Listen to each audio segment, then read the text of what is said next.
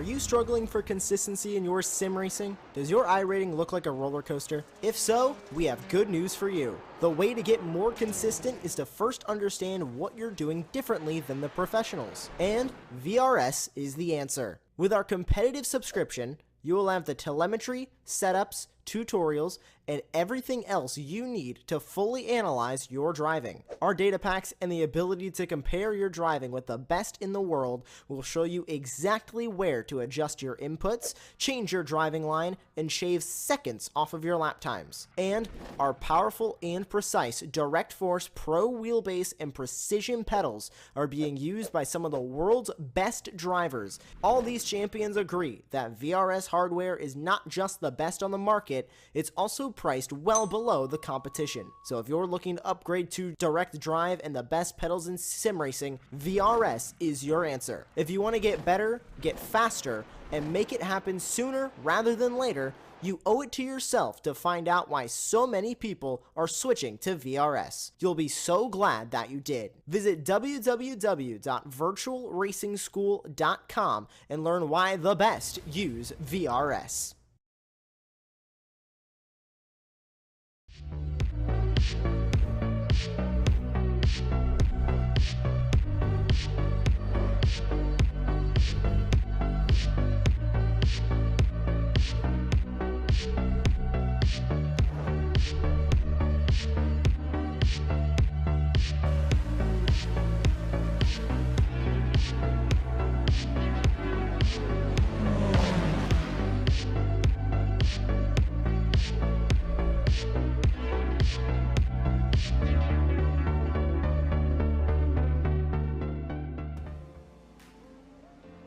Hello and welcome to the Apex Racing League Prototype Championship live on Apex Racing TV. We are just a couple of days away from the virtual Sebring 12 hours, and this is going to be a fantastic prologue to one of the biggest events in the esports iRacing calendar. I am Sam Fitzpatrick, alongside me is Chaz Draycott. Lewis Ward is operating cameras from the Apex Racing Sim Centre tonight. And Chaz, we've got an extended race, 75 minutes, and the last time we had this length of race for round one of the championship at Watkins Glen, it was a fascinating strategy battle. These cars can barely make it on a one stop, and so I think tonight we're going to see an unusual amount of tactics compared to just the standard sprint race. Yeah, definitely. This is a very fitting place to have that sort of extended race as well as part of this championship. Like you say, with the upcoming Sebring 12 hours, it gives all of the drivers in this championship, whether they're racing in the LMP2s or in the LMDHs, a great chance to just get used to the car in a variation of conditions and a variation of fuel strategies. They get some of the numbers, they can take data away from stuff like this, and that's where leagues can be really useful for an iRacing driver, no matter what you're going to be doing. If you just use a league for a bit of recon, you know, it's always worth it to get something out of it. Another thing worth mentioning, actually, Sam, is that the very imminent arrival of iRacing Rain, by the look of it, after iRacing not long ago just tweeted a sort of half screenshot of what it's going to be like to choose when the weather affects certain part of the sessions. So it could be interesting to see whether they sneakily roll that out during the 12 hour. What do you reckon? Dear me, Chaz, come on, you've fallen for the old trick. People were saying this 2 years ago, man, and I can't believe you have fallen for the longest iRacing check. I think this news means we'll get within 3 years, and I think that's ambitious. So, and I'm pleased about that. I'm willing to wait, but I'm not going to get my hopes up, because anyone who's been on iRacing for a while know that they will crush your dreams. Let us know on the chat when you think it will be available. I think next year, if I'm honest. But I would love it, Chaz, if it was just halfway through this evening 12 hours and it just starts stirring. That is how they need to introduce it, no doubt. That would be the ultimate curveball. I mean, think of the press. I mean, they've got to do it. It's the only choice. A standard, it's added in the build, let's do some test sessions in it. Nah, we need it in the middle of one of the biggest events of the year, please. We're currently in qualifying, 2 minutes in. And the drivers just completing their outlaps and will be starting their flies right now. It's going to be a challenge to get a clean lap in round here as well, because this is one of those circuits that really invites you to push here at Sebring, and with all the bumps and the horrible curbs in certain parts of this track, these flat-bottomed prototypes will certainly not behave themselves. There's a look at your championship standings, though. Pascal Stick's only 1 point ahead of Sven Newman. Frank Smits in 3rd position in LMDH Pro. Clement Marie in 4th, and would you look at that, Kyo Thiago Marteau, after his string of amazing results recently, Sam, he's still plagued by that poor start to the season, isn't he, down in 5th? Yeah, it's been a really tricky season for him so far, besides, of course, those fantastic wins. And, of course, last time at Monza, he was wiped out pretty much from the start of the race. I think it was Sasha Engelhardt who went into him at turn 1, and that really set him back. Jack Wells still without a LMDH AM win so far this season, but he's got quite a cushion now over Rory O'Shea. Fabio Grissetto down there in 4th place, arguably the fastest driver so far, but has not racked up the points, not over by any means, but Wells casually getting slightly away from the rest, and Meyer up there in top position for the LMP2 Pros. However, it was Bogdan Moldovan who managed to win out last time at Monza, and the start of his championship comeback. Remember, these scores don't include the job score either, so a few of these guys who have had poor rounds may well benefit once that is applied. And in the LMP2 AMS, we have got Hardy Smith at the top. Emmanuel Gacher him and Smith have been absolutely locked with one another so far this season, and they do seem to be making this a two-way battle going into the 5th round of the championship. I can't believe we're already in round 5 as well, actually. I was just thinking to myself before, it feels like we've only had about 2, but it's gone so quickly so far this season. And as you see there in the teams championship standings in the LMDHs, it's Core Sim Racing 1 on 311 points ahead of Dutch Payment Esports on 261. Then it's 253 for Delta V Racing, and it continues to spread out a little bit from their Hexa Racing team. Although I say that, an Indy are not too far ahead of the team behind them. And then, of course, in the LMP2s, it's Walk Racing 6 points clear of ATRS Academy. And then there's only 5 points between them and the Koegi Racing team. Nearly 100 points back then for the rest of the field. So up there, Sam, it's becoming a bit of a 3-horse race for the LMP2 Teams Championship. But still, that's what keeps it all really interesting, is that there's so many championships within championships here. It's just always giving us something to think about, something for the drivers to look at as well. The numbers are so important here. Yeah, if none of the 6 championships go down to the last round, it'll be really disappointing. And it could be, with the way that the championships are currently going, we could see 4 or 5 of them still, up for grabs come the end of the season. So really interesting stuff going on out there. At the moment, we have got Kyo Thiago Marteau at the top. Watch out for Robin Glerham, Pure Sims esports driver. Oh. Remember, Pure Sims got a 1-2 last season as Marteau biffs it into the wall.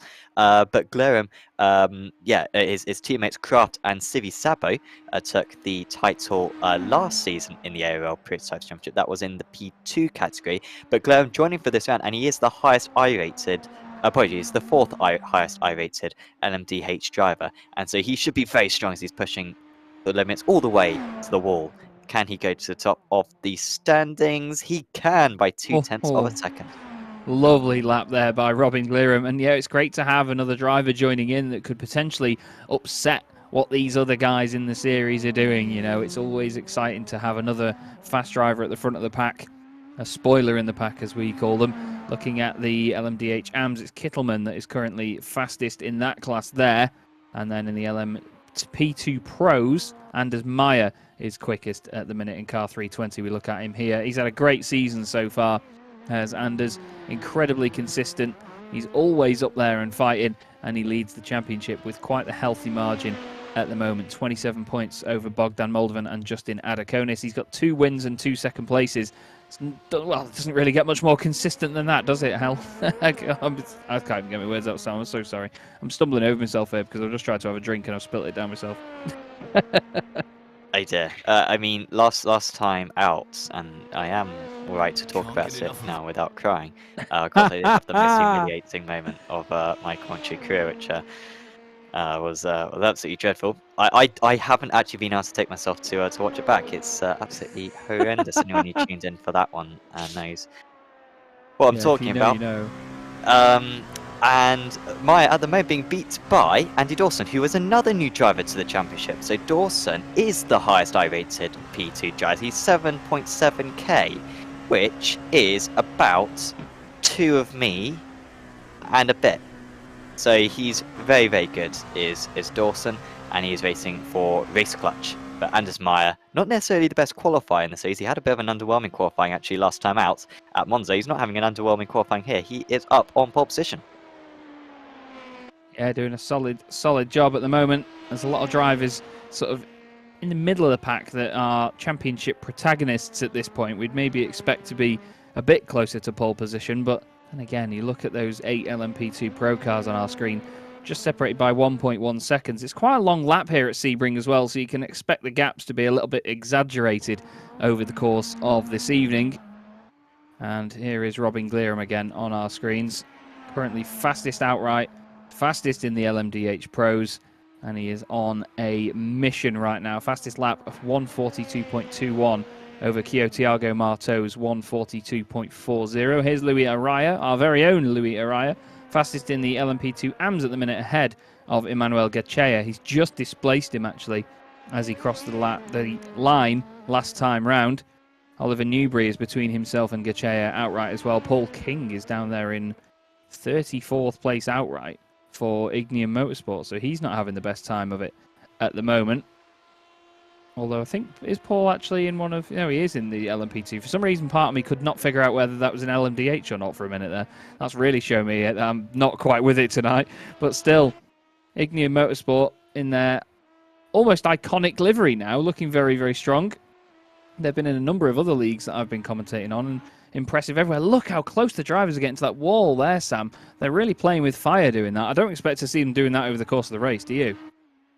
Yeah, I don't know. I mean, I haven't driven this track too much since it was remodeled, but you do have that kind of verge on the edge of the circuit, which acts as a bit of banking, as Kittelman got very close to Turovsky. Then, in fact, I think that was just Turovsky going to the top of the time, so top of the LMDH AMS now.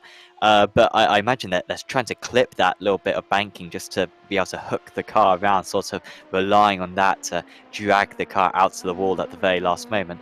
Yeah, we'll see how risky they are. Certainly, if you're on the chase, you're going to be much more willing to do it than if you're out in lead. Here comes Delachaz across the line. Always fighting for a podium is Delachaz, but at the moment just remaining in 4th place. Justin Adiconis, who did win back at Red Atlanta, he remains in 5th place. Not a great qualifying for him, as the checker flag is out. We are going to have a short a formation lap here, so we don't have a 4-minute formation lap. They'll be setting up just outside Sunset Bend. And the grid then for round 5 of the championship, it is Robin Glerum on his debut, taking the pole position. It's an all-Dutch 1-2 ahead of Thiago Marteau. Return to qualifying form for Pascal Stix. Really have been struggling recently, of course, sim racing when it comes to qualifying. But the championship leader up there in 3rd place with his teammate Sven Newman in 4th. Then it's Alexander Weitzel, Kevin Krosny, Mark Zurdorf. Balash Turovsky is top of the LMDH AMS. Then it's Kevin Duguay, Kevin Kittelman, Johnny Gebhard, Martin Zijeveld, Lockie Brown, Clement Marie, Fabio Grissetto, Noah Chia, Kaiman Sapini, Kevin Cheyenne, Soren Kroll, Guillaume Kempfer, Rory O'Shea, Jack Wells starting all the way down in 22nd place. Remember, he is the championship leader in the LMDH AM, so a lot of catching up to do, but we have seen Jack do that in several occasions this season. Then it's Alok Iyengar, Ricard Boberg, Sasha Engelhardt will be starting with the LMDHs along with Marcel Vandenberg. They both had pit lane starts or quality bands to serve. Then behind that, at the top of the LMP2s is Anders Meyer. Andy Dawson on his debut lines up alongside him. Then it's Bogdan Moldovan, Alexander Delachaz, Justin Adiconis, Oliver Newbury, Mark Custers, Emmanuel Gachea is top of the LMP2 AMS. Harley Smith in 2nd place. Then it's Sutinu Maihe, David Sampson, Luis Araya, Paul King, Paul Joseph Clist in 40th, and Sam Coleman rounding out the 41 car field we have. Lovely stuff, Sam. A very big field indeed, and that's what keeps us on our toes here over the course of these nights in the Apex Racing League Prototype Championship. Anybody that you've got your eye on that could really spring a surprise tonight, or is it going to be a case of Robin Glerum trying to hold off Thiago Marteau at the front? I just hope that the course sim racing guys can properly put a mental. They have not been themselves in the last 2 rounds, particularly Road America in qualifying. They're a long way off the pace. They had a tricky Monza as well. And we really wait to see their true selves come back for this round. And staying on the second row of the grid, they've got a great potential to fight for this race win. So here we go then. 75 minutes of racing here at Sebring about to get underway. Is Robin Glaren from the pole position. There's some bumping already. We've got 3 wide already. Whoa. And a couple of drivers absolutely launching it in the background. We've got a pile up and hopefully they can clear that up before the LMP2s come around for their race start. It's Kaiman Sapini who leads this race, up 16 places, but he just seemed to go through absolutely everyone right there. And now the LMP2's coming around Anders Meyer, hoping that he has a completely cleared track in front of him. Andy Dawson alongside him. There are still a couple of LMDHs in the way, and they are going to have to take evasive action. And they do a miraculous job of that, because a couple of them were very slow away. But Meyer did a great job there at getting around, and he still leads this race. But what a hectic start that was, Chaz. Ziveld's just gone off at turn 1. Soren Kroll, Sasha Engelhardt involved in that as well. And Kimon Sapini has been dropping position after position. I don't know what he was doing. There was a bunch of drivers that all bunched together. But then Sapini just flew through the middle of everybody. It was like he'd got a great run, or he'd just gone when the lights went green and it wasn't sort of down to the leader instead. I'm not quite sure how they managed to choreograph the start of it. I obviously imagined that it would be down to whatever the sim does, so when the lights go green, they go, and it's just the leader that determines the fact that they're the car at the front.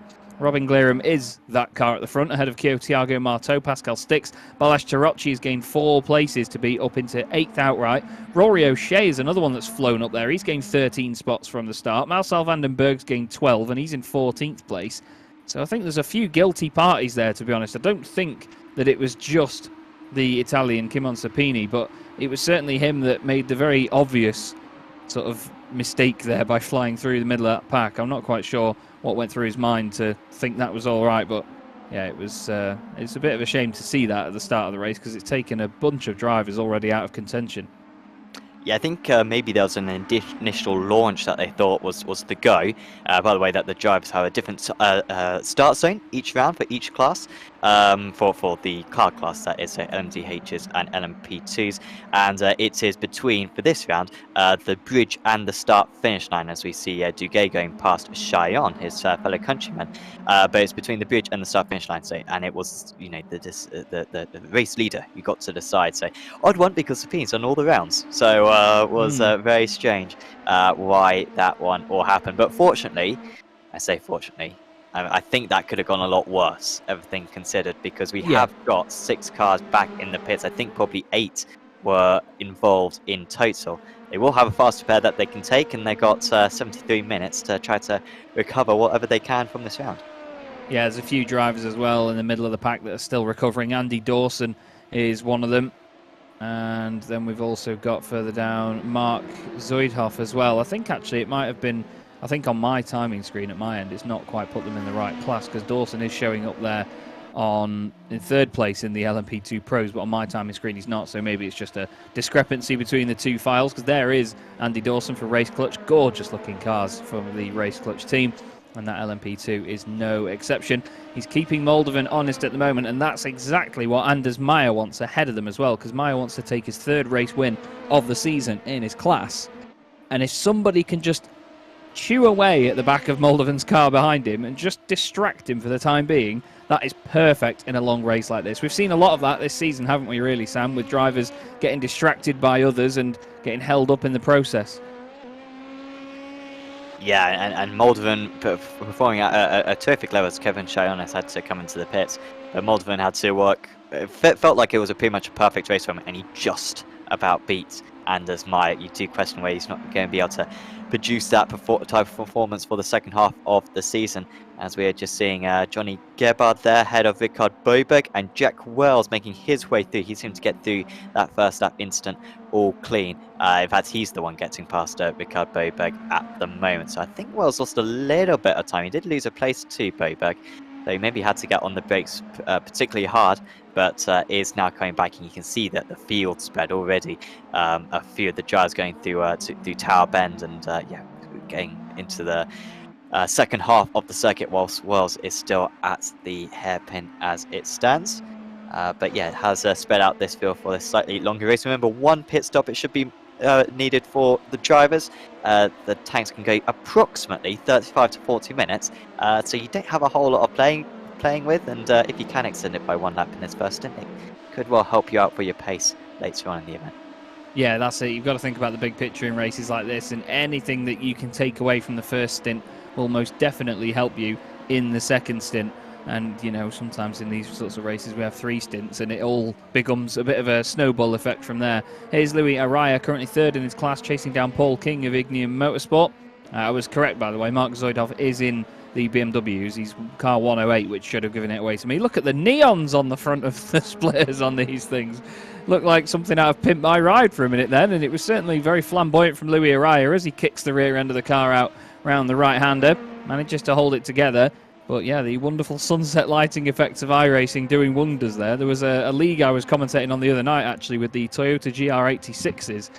Due to the massive front grills on those cars, somebody's car was reflecting a lot, and it just looked like the engine bay was completely engulfed in flames. And that was quite the moment, because the said driver watched it back. It was Pete Newman of Pure Sims. Look at that! It's like something out of Tron. I love it. This is something new to iRacing? I don't know. I feel like I should be aware of this, but you're absolutely right. It's something from a bad 90s film. Yeah. Out there right now. So it's something that Hot Wheels would have in an advert. Personally, I'm well up for it. Let's embrace the slightly bizarre side of this. But yeah, it's like it's got an outline. It's like a cartoon of some kind. Real nice. I'm liking it. Well done, iRacing. Forget rain. This is what we need. Blaž Turovsky still leading the way in the LMDH AMS. I wonder if we could get a replay of that first instance. Maybe on board with Sapini, because you know that Sapini was definitely involved in it. I'm not blaming Kaiman. I'm not blaming him straight away, but I think he was one of the drivers. And he might have a decent view of it, as Lewis Ward, our producer. And you can see there was already a car at sunset, and you can see, yeah, there were a few drivers just going, and I mean, even if it wasn't down to maybe doing it slightly abruptly and getting a run, there was an incident going on. There was cars closing in side by side, and he kept his foot in it. And that's rule number 1 of don't do this in sim racing. You know, people always complain that drivers see yellow flags and they keep their foot pinned. That was really poor, I have to say, from Sapini. He shouldn't have been flat like that through there. He's paid the price and he's dropped right down. I think he's actually still out of the race, is he not? Just having a look down, yeah, he is out of the race. So I'm not surprised, to be honest. I think he's maybe just gone and hung his head in shame over that one. It may sound a bit over the top what I'm saying, but I just don't agree with doing that. There's no point in doing it. I know that drivers want to benefit and have the best race they can have and gain as many places as possible, but you have to do it in a respectful way, and that just seemed very, I don't know, it seemed like a big disregard for the races of the drivers around him, in my opinion. But we move on. Yeah, we won't go to too many replays of it, but I'm trying to get on board of it at the moment, and yeah, it's just a bizarre start. I don't know what a couple of the drivers were thinking, but yeah, there you go. Fortunately, those who were caught up in it have got time to recover later on in the event, and it's still Robin Graham leading the way by half a second over Thiago Mate. Yeah, some good battles going on, actually. There's a bunch of cars very close together. Balázs Tarocci is trying to hold on here ahead of Kevin Krosny, and one of them leads the LMDH AM class in this race. The other one leads, well, no class. He's 4th in the LMDH Pros at the moment. It is Kevin Krosny of Dutch Payment Esports. As they go down the straight again, you can see just how much these cars bump around. It's like watching mid-2000s Formula 1 cars on most circuits, the way they just skipped across the circuit. We ride on board now with Krosny out of turn 1, flicking the car right into turn 2, hard on the brakes. And look at this at Sebring. You get the cat's eyes at the edge of the circuit as well. It's one of the coolest things about Sebring. They always glow through the night.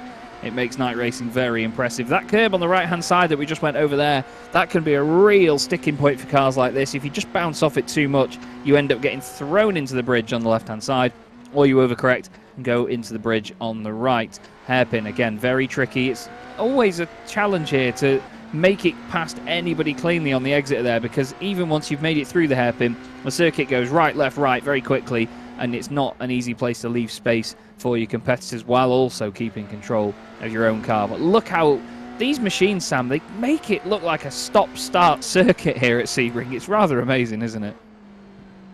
Yeah, this circuit almost does seem like too narrow for these absolutely huge cars. Yeah, you're absolutely right. That it does feel like it's sorts of accelerate down those straights and then get it all bundled up for these fairly tight, twisty corners. Kosny, of course, our winner last time out at Monza. So gets a bit of understeer, maybe some turbulence from the back of the Corson racing car ahead of him. And could perhaps challenge for the title, but he is down in 10th place, missing around already this season, along with a 16th place finish. So has not been a perfect start, but that race win certainly the highlight, and it was a convincing race win as well after Thiago Marte was taken out from his pole position.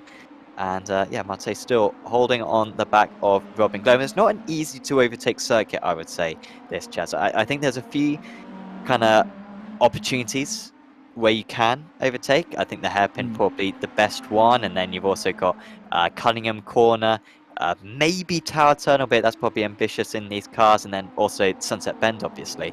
So there's a few half opportunities, but there's nowhere obvious to make a move. Yeah, that's it. I think the places where you will see most of the overtakes are all compromising corners to overtake in, so you can't make a move without at least costing yourself and the other driver quite a lot of time. You know, there's no easy and smooth overtaking opportunities other than maybe the back straight down towards Sunset, but still, even there it's not right. But look at this, down the inside, Andy Dawson goes through one of said compromising corners because the driver on the outside has to give more space to the inside, and obviously Andy has to take a tighter line. He gets it done. Great respect there from Bogdan Moldovan, but I think he's going to feel a bit hard done by because he did run wide and clip the gravel slightly, and that's going to have upset him. But now Dawson tries to move away, and he's showing great pace at the moment, is Dawson. Up 11 places from where he started due to all of the cars that have been in the pits and had issues. And that list includes Sven Newman, Noah Chia, Mark Zoidov, Paul Joseph Kliss, Clement Marie, Soren Kroll, Alok Iyengar, Martin Zayeveld, Emmanuel Gachea, Sasha Engelhardt and Kimon Sapini. Only 2 of those are LMP2s actually, Sam, so we've lost a big chunk of the LMDH field. Yeah, fortunately everyone is running bar Sapini.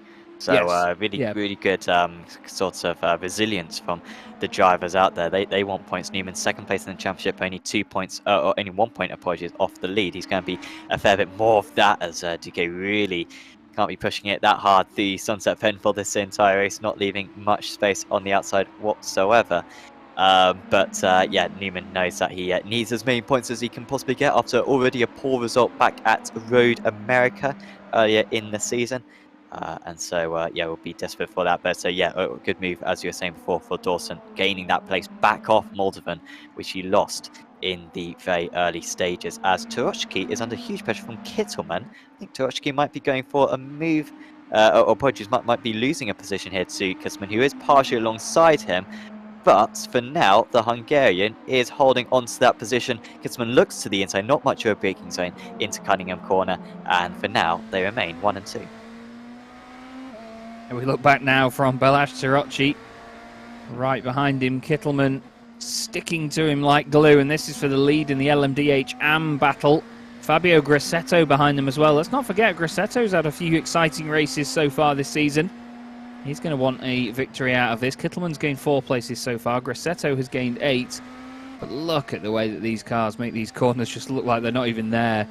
It's frightening, the pace that these machines have, but also frightening the fact that the drivers have to react so quickly. You have to think a million times a second to drive these cars at the pace that these drivers are doing, and it is a great thing to watch. Turochki there flashes the lights as there's a car ahead of them that is a lap down. I think that's Alok Iyengar for Garuda Racing. He was just moving out of the way of some of the traffic there. It is Iyengar, and he's going to have to jump out of the way of 3 more of them in just a moment. Another thing to highlight here, Sam, is just how international this grid is here in the Apex Racing League's Prototype Championship. Look at the flags on the left-hand side where all these drivers are from. And I mean, at one point there, if you look at the LMDH AM class, nobody in the... There's only 2 drivers in the top 8 that are from the same country, Kittelman and Gebhard from Germany. Yeah, it's fantastic. The amount of representation out there, and yeah, it really does make our screens very colourful. Helped, of course, by the SDK overlay that we have. Oh no, that's Marteau out from second position. He must have hit the wall, and he's just lost his concentration there. Nearly ran into the back of Robin Glerham.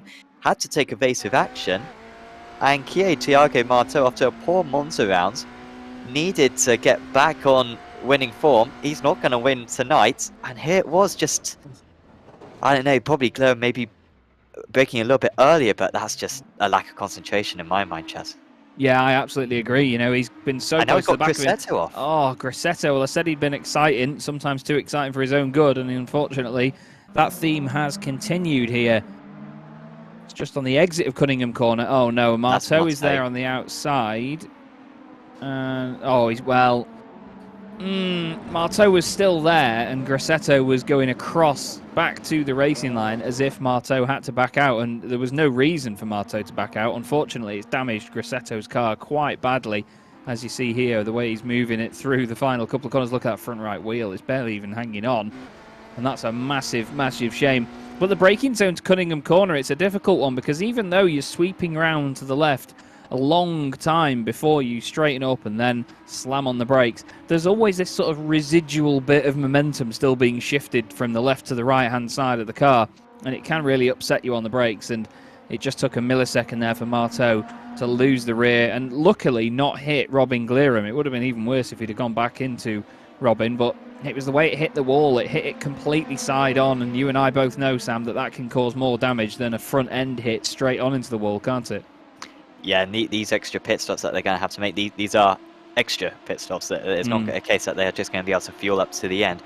So not only are they losing the time having to get back a damaged car to the pits, which certainly for Grassetto seemed to lose him about half a minute, he's going to have to spend an extra tour down the pits, which will probably be another half minute as well. So really awful round for Fabio Grassetto, who looked to be taking points out of Jack Wells' championship lead. And now it's just going to be another damage recovery round for him, and he's sort of got used to that, has not maximised his pace so far this season. In fact, he's in amongst the LMP2s. This is for overall position right now with these lower class rivals. As we've got a spin for the 2-1-1, and that is Kevin Kittelman, and from a very competitive front of this LMDH fight, they're all gone.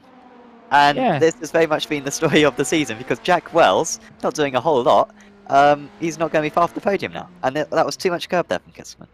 Very easy to do that, though. That's the thing, you know, it's not like that's a completely out of the blue mistake by Kevin Kittelman. Everybody's done that, mate, and you know, it's just such an easy thing to do. And I said before, these curbs are not going to owe anything to these cars. They will go around at the drop of a hat. It's going to be so difficult for them to all keep it straight throughout this race, and I mean, the pace they're doing as well is just remarkable. Look at this on board here. The bit rate can barely keep up, I imagine, as Vandenberg onto the back of Dorgay, and Dorgay goes. I know it's Rory O'Shea. So Wells is on the podium now. I mean, it's just. I was before we had all those incidents, I was going to mention to you, Chaz, I don't think Jack was going to win a race this season, but I think he's going to win the title. I mean, I don't think. I seriously think Jack Wells might win this, win a 9-round championship without winning a race, because he keeps it on. He doesn't make mistakes, does the guy? He's had a third, a fifth, a second, and a third. And he's now sitting third again. I mean, Torochki, as long as he doesn't have a problem, should win this now at a canter. And, you know, Kittelman should be able to pull away if the start of this race was anything to go by. But Wells is just driving this, is the one guy who's able to maximise his points. He's just doing what he needs to do, isn't he? He's just surviving at the moment. And in races like this that aren't just a 20-minute sprint, it is all about survival. If you keep your nose clean for this long, then you're surely going to reap some benefits from it as well. He's got Kittelman not too far up the road now, only 2.8 seconds. The car right in front of him there is Marcel Vandenberg for Crashbot, and Wells is going to be hoping that he's some sort of Crashbot very soon, as there's a car going slowly at the side of the road there. I think that's Iyengar again going a lap down for Garuda Racing as the leaders continue to lap him. But yeah, Jack Wells doing everything he needs to. He's gained 13 places. Marcel van den Berg in front of him has gained 18 in fairness. And Rory O'Shea, despite that spin, has still gained 11. But here is van den Berg. Moves past the lapped traffic on the right-hand side. Down by the pit wall, skimming it oh so closely. And then flying round turn 1. A bit of a hop, skip and a jump on the exit. Staying away from the dust and the curbs. And then nice and tidy on the brakes. They make it look so effortless, these cars, but you know behind the wheel, these guys are going to be wrestling them like mad and their brains are going to be going overtime. It's such a great spectacle, though. I love it. Yeah, for me, it's certainly not my favourite track to drive, but to watch cars, I think it's one where you really see that the highest intensity combined with, you know, the bumps and the walls and also the scenery as well. The fact that you got the campsites on the infield, even to drive around, it's very satisfying. You're sort of carving through a lot of scenery. And as we're riding on board with now, still leading the way in the LMP2 Pros, but he's not pulling away from Dawson. Moldovan is dropping away in 3rd position. Looks like this one might be a two-way battle, but Delicat's looking fairly quick. In fact, pretty much everyone in the LMP2 is no surprise. Everyone's on pace. Everyone's practicing during ESS last week when the official series visited. We've got IMSA this week, and obviously we've got the Sebring 12 hours in a couple of days' time. So the drivers aren't going to be more prepared for an event than this for their entire season. And the top 8 in the LMP2 Pros all being that close. In fact, top 9 overall in the LMP2s, being within 10 seconds of one another, 20 minutes into the race, is very much a testament to that. Yeah, they're all going to get fed up of driving around here, to be honest with you, in the long run. But still, it's just great to see that these guys are getting the time in, and it means that we're already at a level now where the drivers are really dialed into the circuit as well. They're right at the top of the capability to throw a car around this circuit. There's moves going on a little bit further ahead there. I was just trying to figure out which one of the... Oh, it was Noah Chia, wasn't it, making his way through the LMP2 Pros. LMP2s have been fantastic this season. You know, no disrespect to the LMDH drivers, because they're obviously the quicker car and very exciting to see. Still very new here on iRacing, but the LMP2s have just been amazing. The entertainment they've provided, even since the day they arrived on the sim, you know, they've always been there. They've always been great to watch. And in a championship like this as well, where we don't have to worry about any other classes below them, no GT3s, GT4s or anything else. It's just the LMP2s doing what they do best, and I think it's been a real good amount of fun, not just for us watching and commentating on it, but the drivers as well. We're only at round 5 of the championship though, at the halfway stage, and still I know that these guys are going to be absolutely loving it. There's Paul King, currently 2nd in the LMP2 AMS. He's got a few places to Harley Smith, who is outrunning him at the moment, to say the least. Louis Araya in 3rd place at the moment, having another strong race as well. He's actually gained 5 places from where he started in this one, Sam, so it's certainly been an interesting start to this race. It's shaken things up quite a lot. There's a number of drivers with a load of positions gained, a number of drivers with a load of positions lost, but out in front, outright, Robin Glerum is looking mighty at the minute. And just a word as well for Emmanuel Gechea for Walk Racing, of course, championship contender in the LMP2 AMS, only 1 point off Harley Smith going into this round, right at the back at the moment, multiple... actually, he's not a lap down quite on the LMP2 leader, but he will be later on for the Walk Racing driver. He must have got involved in an incident earlier on, so showing that Gutierrez isn't there to battle with Smith. But good to see Paul King on his debut in the championship up there in 2nd place. And of course, if you want to sign up for the remaining 4 rounds of this series, you can go to apexracingleague.com and buy yourself an entry. Still some good circuits that we are yet to visit. And of course, you can also sign up to our other series as well, our Apex Racing Academy Formula 4 Championship. That's on Saturday nights. That has got 6 more rounds to go. Break week for Sebring, but then after that we'll be back. And then we've also got our Apex Racing Academy Porsche Cup, which at the moment entries are closed for, but they will reopen in a couple of weeks, as Kevin Kitzelman has had a problem, was running in a solid 2nd place, but this is 2nd mistake of the evening for Kevin Kitzelman, and it's on the other side of the circuit. I will just quickly say as well, Apex Racing League Clio Cup starting tomorrow broadcast from the Apex Racing TV studio, and you can still sign up for that. Join the 26 other drivers who already have done so over at apexracingleague.com. Let's get some. And did he dip a wheel on the grass there, you think, Chaz? Think he might have done, yeah, and it's very easy to do that again down at Cunningham. It's so easy for the car to just glide over that side of the circuit and just kiss the grass, and all of a sudden you just tap the brakes and it wants to turn in a lot sooner than you would have first expected. He's got Kevin Cheyenne right behind him there for Delta V Racing. Actually, no, he's not. Apologies. Or has he? No, that's the car that's a lap down, is it not, that's behind him? Because Cheyenne is apparently 5.1 seconds behind, so that is definitely not Cheyenne. Just trying to figure out which car that is, actually, you know, looking at it. I can't quite figure it out, if I'm honest with you, but still. It is Martin Zijeveld. Ah, okay, I see. Oh, yeah, he is already a lap down on these guys then.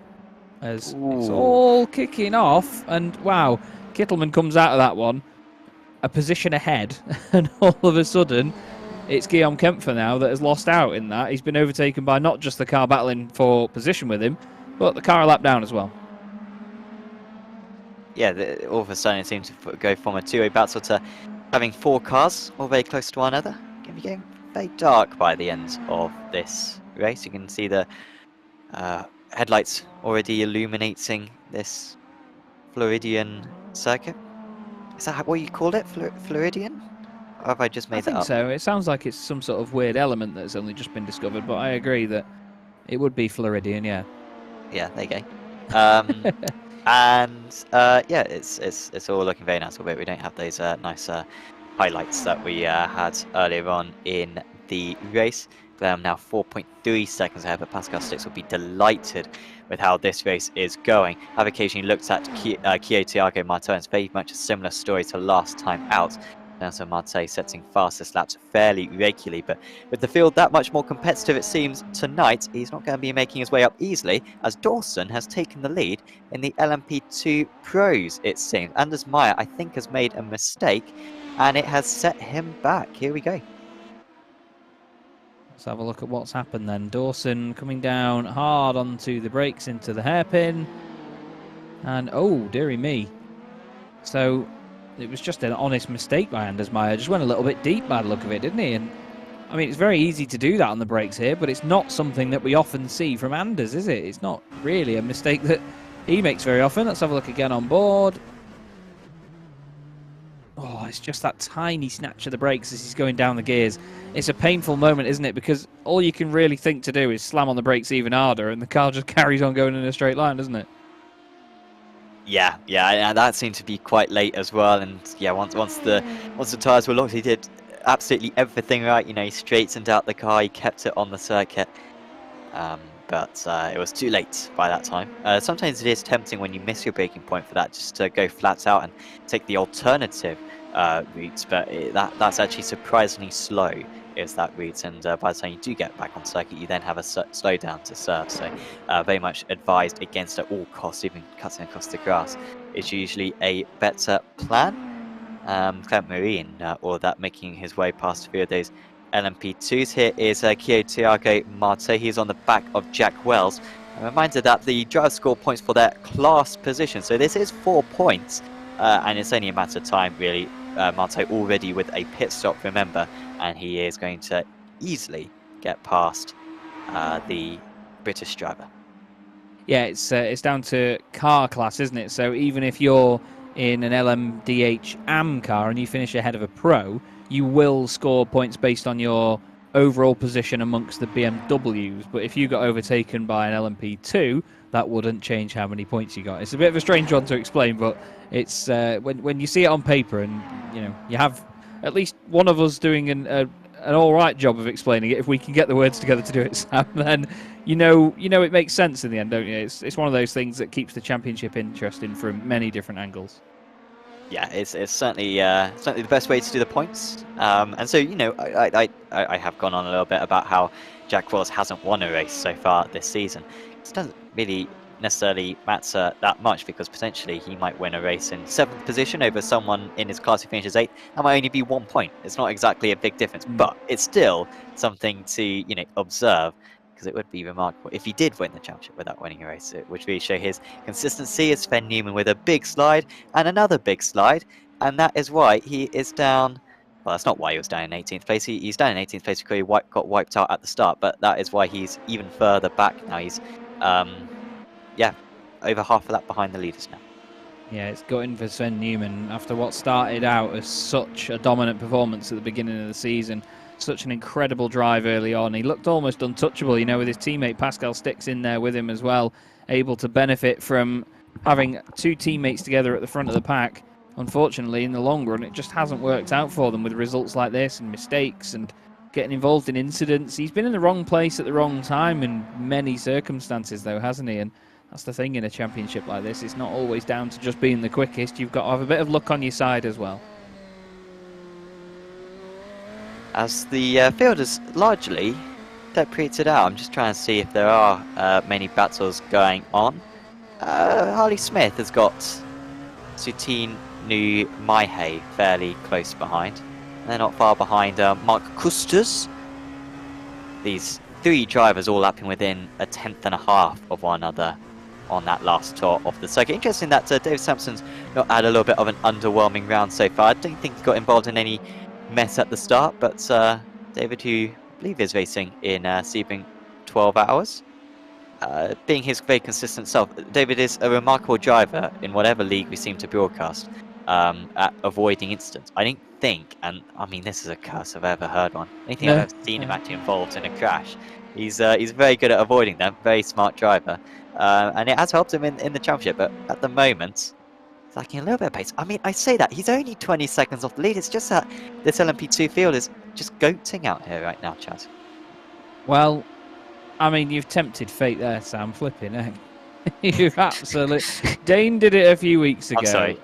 And now you have absolutely tempted the fate there, so we'll have to wait and see how long that lasts, I think is what's the safest phrase to use for David Sampson. But, you know, you're absolutely right. Some drivers just do tend to avoid incidents. Others manage to get away with it. Others just cannot seem to catch a break and always get involved in them. Bogdan Moldovan has apparently had an issue here. Apology, I think Moldovan's fine. I think it is this man, Kevin Kittelman, who's had a mare, the two-time Apex Racing League NASCAR amateur champion. He's gone across here. He's going to launch across. No, he hasn't got back on the tarmac soon enough. Is he... Oh. Well, you don't get disqualified, for instance. You get drive-throughs. So I don't know what's happened there. Because he just seemed to disappear. Well, that might have been an on-the-spot Alt F4 rage quit, if I'm honest with you. And, you know, Kittelman, like you said, he's had a nightmare so far tonight. And it would not surprise me. I'm not saying that he's got a bad temper or anything, you know. I'm not saying that he's quick to react on stuff like that. But I think if anyone was having the same sort of night he's had, we would probably do the same. It would be very frustrating, wouldn't it? Yeah. Well, unfortunately, I mean, it'd be great to see Kevin fight for another amateur title, but yeah, the position that he is in now, very unlikely to see that. 9th going into this round, about 60 points off the lead. If he had a good result, maybe he could have got himself back into contention, but has not been the season for the Indy Autosport driver that he was anticipating. Kevin Crosney, meanwhile, he is out of the race, I think, and I think that is why. Hard into the wall for the Deutsche payment driver, and he's not going to get back-to-back wins in the series. Yeah, that's going to be very gutting for him, because coming off the back of a win, you know, you've got all your confidence behind you. You know what you're capable of, and you think, right, I've won a race now. I've finally got one, and I can go and do it again and take another race win back-to-back. And it's, you know, a time when you have all this confidence behind you. He's just going to clip the curb, and wow, look how quickly that went around. That was incredible, the way that it just lifted the rear end off the ground, and it just went completely backwards into the wall. That was insane. I'm seeing that instant and Kitzelman's instant. I would not be wanting to drive the LMDH for the 12 hours, because those curbs, in the GT3s in particular, you actually use them to hook the car around. You sort of want to like lodge a tyre over it and help the car around, but in these things, absolutely lethal, as you were saying, no chance to catch it once the mistake had been made. And so that will be, well, it's going to be a long 75 minutes, and it's going to be a long 12 hours as well for the drivers this weekend.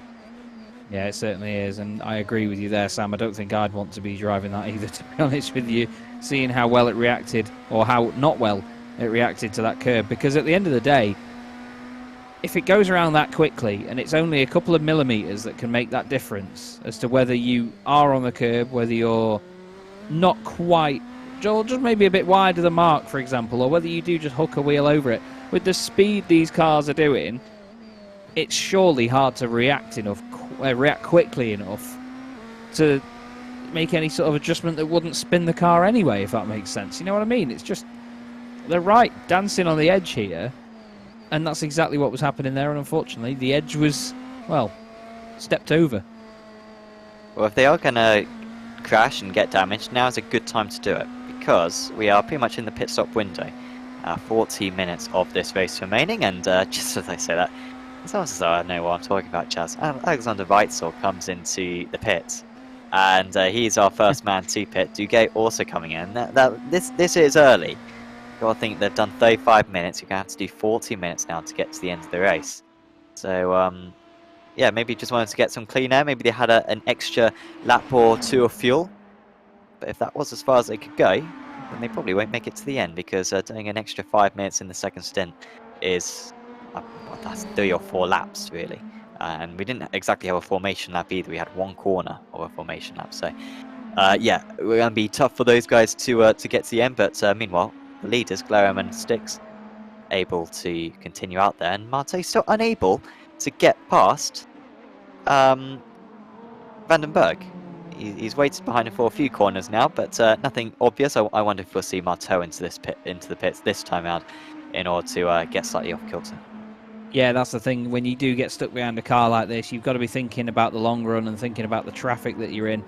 And if you can make an earlier pit stop to try and get out of said traffic, put some hot laps in, and then come back out, or have them come back out behind you, it's a lot easier than having to be more and more patient. Although I say that, there you go.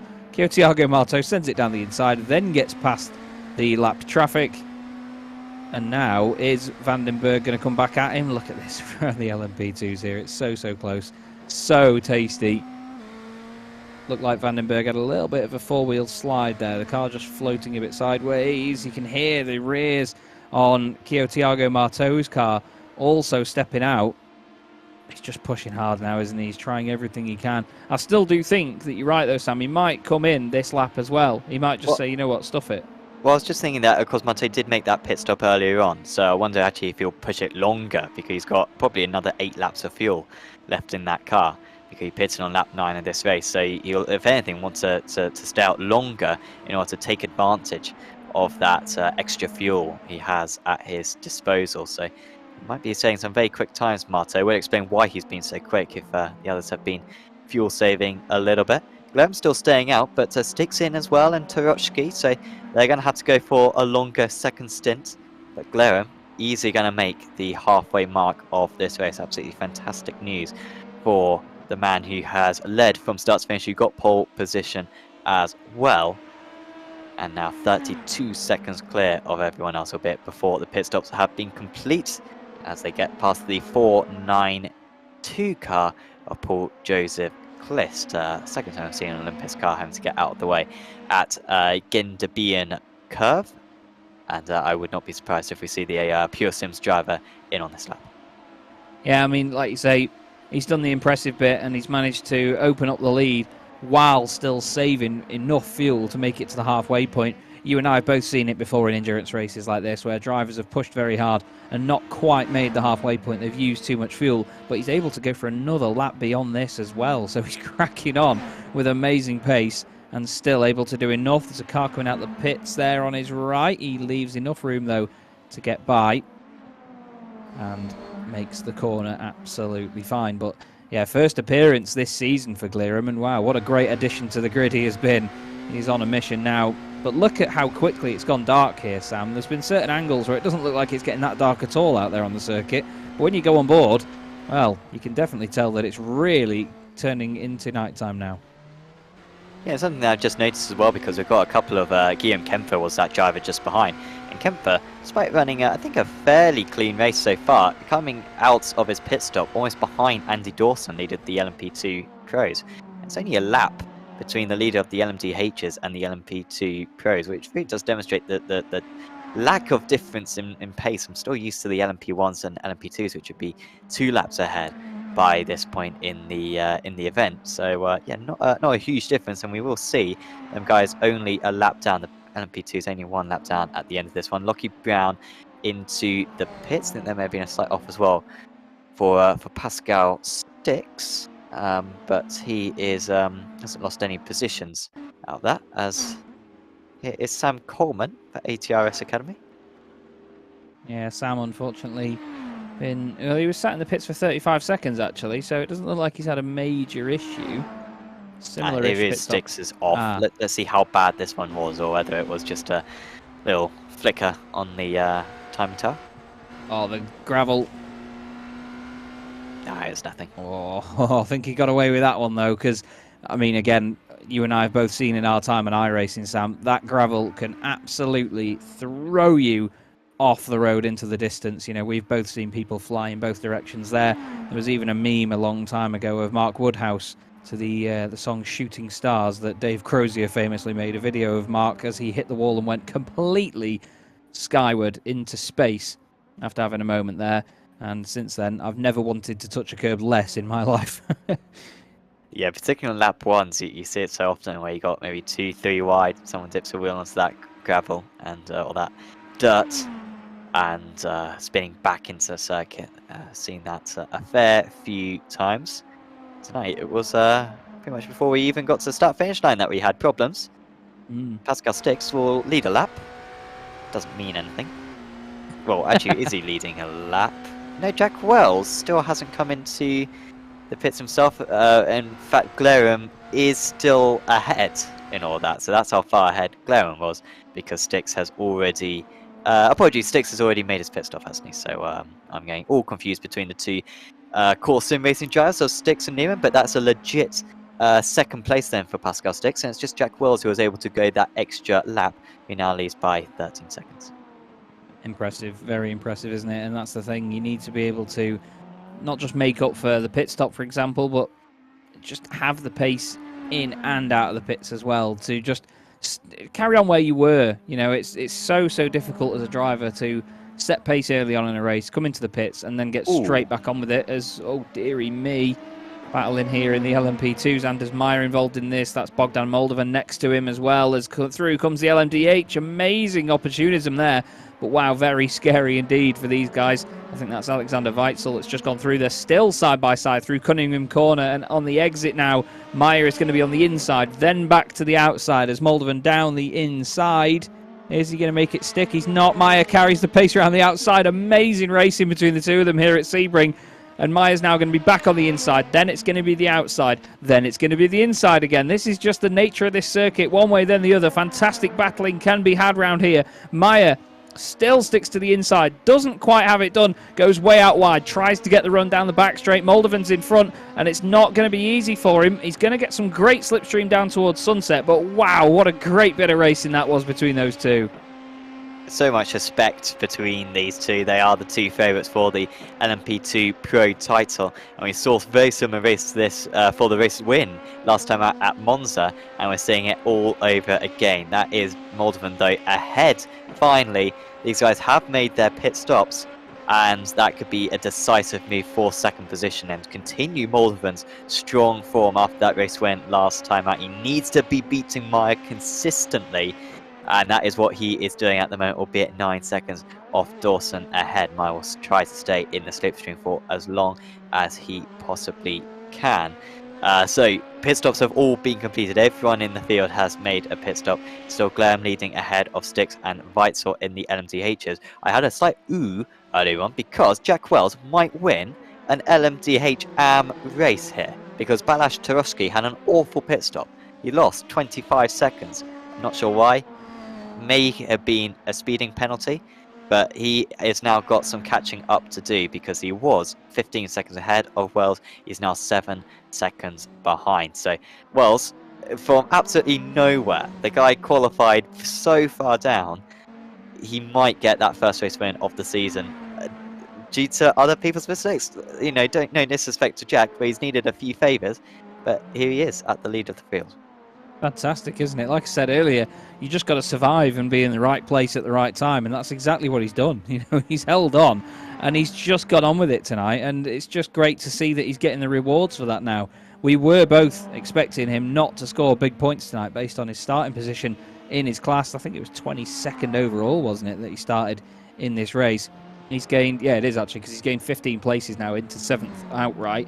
Marcel Vandenberg ahead of him has gained 20. Rory O'Shea has still gained 12 despite his spin that we caught earlier on. But wow, amazing performance. Really, really cool stuff to see by Jack Wells. But it's not been the most flamboyant or exciting performance. It's just been enough, hasn't it? I think that's the only sort of safe way to put it. Yes, yeah, it's been enough. But yeah, he's needed a decent pace with it, but yeah, you would not have been dreaming of this one. Jack always very humble, but always talks very rationally whenever he comes into the comms box with us. Of course, came so close to winning the LMP1 title last season. Lost out on the final round of the championship, so will be more craving than most of the drivers out there to finally get his hands on an Apex Racing League trophy. Alexander Weitzel just came into the pits for 3 seconds. I'm trying to think. Did Weitzel have an iffy pit stop earlier on? Did he have to come into the pits really early? I cannot remember, if I'm honest. There were so many drivers involved in that instant. Yeah, I'm just looking now just to see if there was anything before. I'm just going through what we have as the event viewer, as we call it here on SDK, where you can look at when drivers have been in the pits and when they've been off the circuit, for example, when certain drivers have overtaken one another. Can't see anything that's really standing out to me at the moment, unfortunately. So, yeah, not really sure on what's happened there, I'm afraid, Sam. So, we're just going to have to see how that pans out to the end for him. But obviously, having an extra stop, or at least a tiny stop like that, is not really beneficial in the long run. Now, I'm trying to look at his lap times. See when he did come into the pits, and yeah, pitted I think fairly normally earlier on, but yeah, not normally with this latest pit stop. So yeah, strange scenario right there for the man who now runs in 7th position. Well, it's certainly a turn up for the books, at least, to be up there that high after 2 pit stops.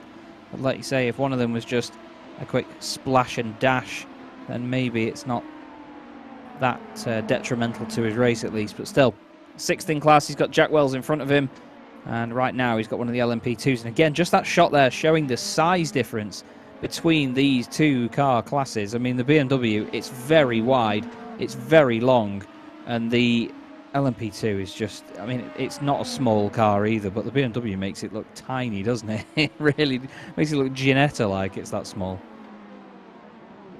Yeah, it's certainly glad that we have so many Grand Prix circuits now on iRacing that we can facilitate these sides of cars, because yeah, they really do need it, because yeah, the Sebring circuit does feel like it's slightly outgrown with yeah, the size of both classes we have out here. Dawson still leading the way, 10.5 seconds now. I mean, he's absolutely sprinting away now as well. It wasn't a big advantage for him over Anders Meyer. Remember, Dawson fell down to 3rd place off the line, didn't get pole position, but as the race has gone on, Meyer's paces seemingly gutted, and Dawson's paces only got better and better. Harley Smith still leading the way in the LMP2 AMS, and by a big margin as well. Paul King is falling into the clutches of Luis Araya, and then we've also got Emmanuel Kacher out there, but Kacher with a setback early on in the race had to take an early pit stop, and he is very absent from this race as it stands. He will yeah, do well. Well, it's not. Oh yeah, apologies, I was getting confused between Araya and Kacher. Yeah, he's a long way off, isn't he? 1 minute 10 off Araya, and so it'll be a fairly dull race for him to the end, because he's got no one ahead of him. Yeah, that's the thing, and you know, some of these drivers, they prefer to have drivers around them as a bit of a visual reference point. You know, they know who they're chasing, they know what sort of pace they need to put in. They can physically see when they're later on the brakes than somebody, or whether they're better on corner exit than somebody, or if they're taking different lines, for example. When you've not got that around you, it's very easy to get into a rhythm, don't get me wrong, but at the same time, it's easy to get frustrated because you're just chasing numbers. All you're doing is looking at the relative, as we call it, in the bottom right of your screen, which is the box that tells you how far apart you are from other drivers. And it's way too easy to just get frustrated looking at those numbers and trying to picture in your head how much you are catching people by. And we look here at an issue for Martin Zayeveld, catching up with one of the LMP2s into the hairpin. Is it just going to snatch the brakes and go around? Oh, straight on, very late on the brakes, and... Ah, that's a brake failure. Yes, that says to me definite hardware failure, / brake failure, as you say, Sam. So, a big shame for Martin Zayeveld, but these things happen. It's given me a great opportunity to mention a really weird clip on YouTube of a guy who has a brake failure exactly like that. And he there's like an escape road that you can go down around that corner, and so he just goes to the left, pretty much exactly where we just saw just where we saw Zayeveld go, and he just ends up on a road, and then he's on like a hill, and he takes a junction, drives around a car park for a bit, and then goes back on the road, drives around another car park until the car finally comes to a stop. It's just really weird how you can go from just the circuit, and then in 10 seconds you're just out on public roads. That's the thing, that there's certain little details and sort of secrets about circuits that drivers may know. Places where you can park the car, or places where if you do have an issue like that, where you can throw the car out of the way. And I love the fact that in a lot of sims they are still modelled like that as well. There are the usual invisible walls, as we often get in sim racing. Obviously, there's only a certain amount that they map so that we can drive on. They don't want us completely driving off to an endless void forever. But yeah, the fact that there's still the opportunity there for Zayeveld to throw it off the road like that is certainly entertaining, at least. But I imagine he'll be more frustrated than anything right now that he's now effectively out of this race because he's still sat in the pits. Lucky Brown catching by over half a second lap on Guillaume Kempfer. Brown with 2 pit stops already in this race. It looked very quick actually earlier on. Did Lockheed? Wasn't a bad qualifying performance from him in 13th place. But yeah, those 2 pit stops have set him back. I mean, he's only 6 seconds off P7 overall. So you think how much further up he could be. And by the way, for that battle in the LMDH AMS, Wells pulling away. So Wells' race pace really strong. And he seems to have the measure on Turoshki, who, remember, lost 25 seconds at his pit stops for an unknown reason. I'm pretty sure everyone took tyres, and so there's not really any reason why Turoshki would be down there apart from a penalty, is the only thing you can assume. So, well, on course for that first race win of the season, and taking a very, very good lead. Roy O'Shea, he is actually 2nd place in the LMDH Championship, but he's down to 4th place now in the race because Johnny Gebhard has been able to get past for Deutsche Payments Esports. Yep, move there by Johnny, lovely stuff. And Rory's now going to be under pressure from Alexander Weitzel as well. And obviously, if Alexander does get past, that is championship points that Rory will be losing. I know they may be in different classes, but they're both driving the BMWs. So it will mean that Weitzel will gain some places by doing this. Oh dear, Kempfer has collided with Brown. They were just in the background, and you can see now Kempfer's 5th position is highlighted red, indicating that he is currently off the circuit. It was a move down into turn 1. Brown got ahead and has got away unscathed, but in fact, actually, Brown has got damage from this. He's dropped back since. It was. It's 2 separate incidents there, and who was that flying through?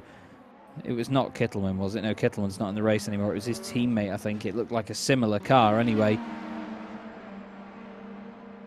Let's have a look. So, Satino Mihai is involved in this, gets biffed off the road, and then said car goes down the inside of the LMDH and hits that as well. That was, well, certainly a couple of seconds that you'll need to just make yourself very infamous in the championship. That was not the way to make friends here, I'm afraid. There's a big moment there, car off the road. Alexander Weitzel dives to the side, and he tries to avoid it. Who on earth was that went flying off the road? There was another car off there, Sam, just off on the right-hand side, into the grass, maybe into the wall as well. Thankfully, Lewis is here we go. It was O'Shea, so I saw O'Shea go off the track as well. Oh, wow. He seemed to, did he like have the car on the inside and then he just seemed to hesitate on the turn-in? Yeah, it seemed like the back end went away and he just sort of overcorrected it, then re-overcorrected it, and he went one way, then the other. Here's another look. Plenty of room. Oh, the curb. Yeah, maybe the curb. The curb unsettles it long term, doesn't it? You know, just as it stopped sort of bouncing around, that's when he decided to turn in. And well, I don't think he had much choice as to when to turn in. He had to get there eventually. And that is a big old shame for Rory O'Shea. He's got a lot of fans in the YouTube chat usually as well, and they are not going to be pleased with that one. But simple mistake, and like I said before, Sam, it's down to these curbs here on this circuit. They really do affect these sorts of cars that are so low to the ground and so stiff as well. Marte has caught Duguay. Was half second faster on that last lap. He's not going to get any further up. 25 seconds to Pascal Stix, who will be the championship leader at the conclusion of this race. But Marte with another comeback. 5 races in for Kia Thiago Martel, and only 2 of them have been smooth for him. He honestly could have won all 5, but this will be satisfying for him. That if he could get a podium, considering that he's made an extra pit stop. 20 minutes to pull this one off. It has, for me at least, gone by the fastest race of any so far this season. And I think Duguay will realise he has had some consistent results so far. Duguay actually 5th and 4th. So if he had a 10th at Road at America, but then bounced back with a 6th at Monza. He's been one of the most consistent drivers. Would like a first podium in Apex Racing League. I think it's going to come tonight, as Marte just looking every which way. Try and take an alternative line, but it's just so narrow around here that you have to follow in the tracks, and you get affected by that turbulent air, and you lose the couple of tenths of a second that you just lost there. Yeah, it's very easy to do that. That's the thing, you know, you've got to push so hard in these cars and react so quickly to everything that it can just take a millisecond for you to just misjudge something, or for the car in front to affect you with the dirty air, like you say. And all of a sudden you've lost half a second, you've lost a second, you've made a mistake through one corner that then affects the next. It all happens so quickly in cars and championships like this. So, you know, as a driver, you've got to be able to just as quickly get your mind back in the game. You know, don't let yourself sort of linger over what's just happened for too long, because you and I both know it, Sam. If you make a mistake, you get a little bit frustrated, and then you drive angry, and then the mistakes continue to creep in, don't they? It's all about making sure that you do not get to that point with it. For sure, and of course, whilst you are racing, it's benefits to have the best equipment possible. Very poor segue. Basically, shout out to Virtual Racing School, who are one of the sponsors for this championship. Virtual Racing School earlier today announcing the release of their wheel rim. Now, we have all had a go at them here at Apex Racing TV and Apex Racing Team. Apex Racing Team using those wheel rims, they are absolutely superb. They really function for absolutely everyone, as we are going to have a move here for Marte up the inside. He's up into P3. Great comeback drive from the Dutch driver. He'll be taking home crucial points here from Sebring. But yeah, Virtual Racing School, their wheel rim, really fantastic for whether you're beginning in sim racing or whether you are an esports professional. And of course, that's not the only equipment that Virtual Racing School offer. You've also got their wheelbase, their direct drive wheelbase, offering up to 20 Newton meters of force, along with their pedals as well. So do check out Virtual Racing School, VRS.racing, in order to get yourself some of those products. Yeah, big thanks to them for helping us out here at Apex Racing. As Kevin Cheyenne is, well, on the Toyota, it looks like he's got no one around him, but he does have drivers around. He's got 2 AMs around him. He's got Taruchki and Gebhard either side. Yeah, he's certainly not alone at the moment, but the thing is, in these latter stages, you've really got to pick your battles now. Like I've said before, it can go wrong so quickly in these later stages, where drivers are getting a little bit tired at this point. They've maybe got into a bit of a rhythm, and they're not expecting others to make moves as much, and they just want to get the car home. It's very easy for mistakes to creep in these latter stages. They're not the longest races in the world, but at the end of the day, it's still fatigue, isn't it? And it affects all of us here in sim racing. So we'll be keeping our eyes open for these guys, as we have about 17 minutes left of this race to go now. Oh, issue for Iyenga? No, he's all right. He's back on. He's back on. I thought just a little excursion. Yes, he lost a second, and when an LMDH is losing a second to an LMP2, Usually bad signs, but seem to get away with that one. Here comes Gebhard. I think we are going to see a move here. Deutsche Payment Esports not having the best time of it tonight, but this could be a slight improvement for them. Isn't able to get past for now. We have shown a lot of the LMDHs so far tonight. That is because most of the cars are LMDHs, and also most of the battles have been going on in the LMDHs as well. But there is a decent race-long battle going on between Anders Meyer and Bogdan Moldovan. Moldovan still holding on, and then also another one between Newbury and Smith. These two have been absolutely locked together, but not really any movement. Smith has gained 0.4 of a second over the last couple of laps, but the Kogi racing drivers seemingly having another. It's not easy to follow around this Sebring circuit, and I think with Smith leading the LMP2 AMS at the moment, taking big points out of Amaro Kucher, I think he'll be very happy with the position that he's in at the moment, 8th position overall in the LMP2s. Yeah, that's the thing. You've got to take what you can at this point of the season as well. You know, we're not in the early stages now where you can just throw it in and just hope for it. You know, you've got to still take it easy in the latter parts of the season because you're running out of time. If you do make any mistakes and if the entire campaign starts to fall apart towards the end, you've not got time to rectify any issues. That's the problem. You know, you need to think about the upcoming races while you're in the one that you're in at the moment. It's not easy to do, and obviously it's very easy for me to sit here and say that as well, but still, as a driver, you have to always think bigger picture, don't you? And there's no chance that any of these drivers will want to let anything slip now. They need to keep on it. But Robin Glerum, speaking of being on it, he's a guy that has not slowed down at all throughout this race. He's been so impressive at the front of the field here, Sam, in the darkness at Sebring. And he's not got long left to go now, and 15 minutes here at Sebring, it certainly doesn't feel like a long time with only the sort of couple of laps that he's going to have to do.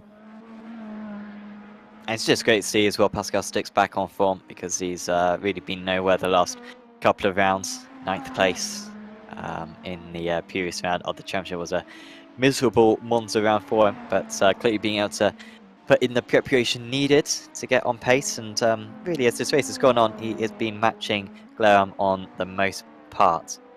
So yeah, good for him there.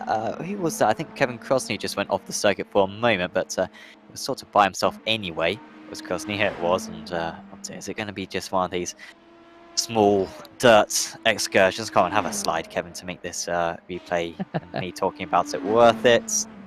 No, it was fairly dull, wasn't it? There you go. It's getting really close between, though, Turoshki, Cheyenne, and Gebhard, and Weitzel.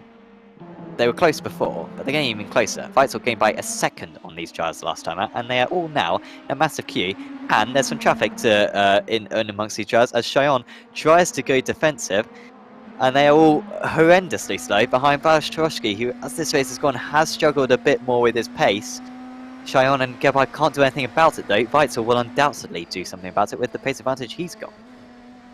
Yeah, that's it. He's certainly going to make sure that he gets out of this situation as quickly as possible. That's the thing. You need to be so careful not to get glued to these situations. As oh dearie me, again, it just happens so quickly, doesn't it? Look how quickly that car rotated then. It's just mad how it can catch them out. There's not really much chance of saving it. We've barely seen any drivers really drifting these cars this season, and unfortunately, again, it's the curb. Again, the curb catches them out. And, well, you can't blame him. At the end of the day, it happens, and we've been saying this throughout the race, haven't we? But now, there's another reminder that you don't mess with these curbs. Look at this train of cars that we've got here. Such a mixture of them all in one go. But it's Balazs Turoshki at the front of it for Nero Racing. Right behind him is one of the LMP2 cars, I believe, Bogdan Moldovan. Yeah, it is second place in the LMP2 Pros at the moment. And then Kevin Cheyenne, who's trying to chase Balazs Turoshki for position. Then he's got Alexander Weitzel not far behind him either. I mean, and just watching the cars today, you can really see the LMP2s aren't any slower through the corners, particularly when it gets that narrow. The size of the car really does help them be able to carry just as much speed on the brakes. There's not a whole lot of difference. Just when they put the foot down, which is when the LMDHs can really get ahead. I think that should be very positive when it comes to endurance racing, because it means that you can't afford to wait behind the slower class through those tight, twisty sections. You know, Road Atlanta's the classic circumstance where if you get stuck behind a slower class going through turn 2, you're going to be behind there for 5 or 6 corners. And you know, if you're an LMDH behind a GT3, that's debilitating. But for an LMDH behind a P2, you're probably only going to be losing half a second to a second in that scenario because the pace difference into the corners is so minor. Yeah, that's very true, and I suppose it can depend even just on the circuit sometimes. You know, some of these cars can have a massive pace advantage. The BMWs have a massive pace advantage anyway at certain circuits, but in other places we will see the LMP2s barely even getting lapped over the course of the race. Andy Dawson, I believe right now, is the only driver not to have been lapped in the LMP2s, although I think Gliren might have had him already. Stick's still holding on in second place ahead of Marteau. That's important for the championship as well, we must remember. This isn't just about one race, let's not forget. I know that we are all excited for Sebring this coming weekend, but still, I think it's going to be exciting to see just what these drivers think of the bigger picture in the championship going into the second half now. Because effectively, Sam, as we've got past the halfway point in this race, we are now in the second half of the season, aren't we? We are. Yeah, second half, and well, it's been a very fun opening half. And I think after tonight, going to have a few of the championships stretch out slightly, but by no means are they going to be over. Of course, if you are preparing for Sebring 12 hours and you're a little bit unsure how to get faster and maybe not totally competent with your setup, you can check out Apex Racing Academy. They have got setups for, I think, 5. So look across at my producer, Lewis Ward. Is it 5 GT3s, I think?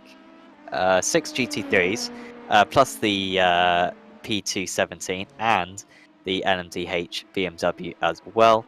So a lot of information there to take from apexracingac.com.